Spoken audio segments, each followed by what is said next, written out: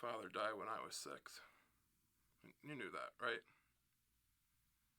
He had Huntington's disease.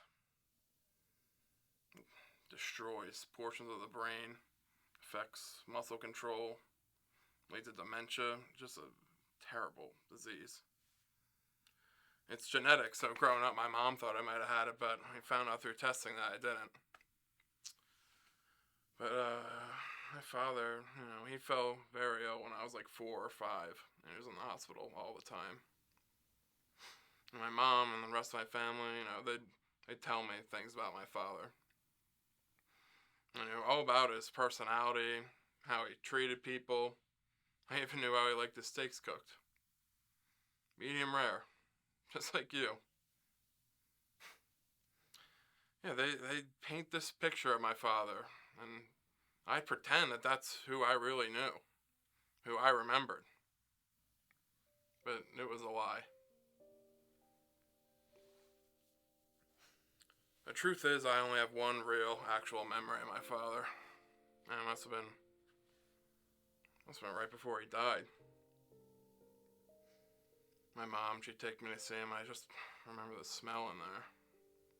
The chemicals. It's like they used every cleaning product within a 50-mile radius to clean the place.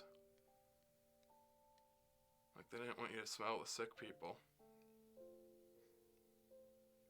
Anyway, there's my dad, and he's lying in the bed, and he's all twisted up. My mom, she puts me on her lap so I can get a good look at him, but really, he just scares the shit out of me. And he's looking right at me, but I can't even tell if he knows who I am. My mom, she's sitting there trying to be cheerful, as she does, but just the one thing I remember is the sound he was making.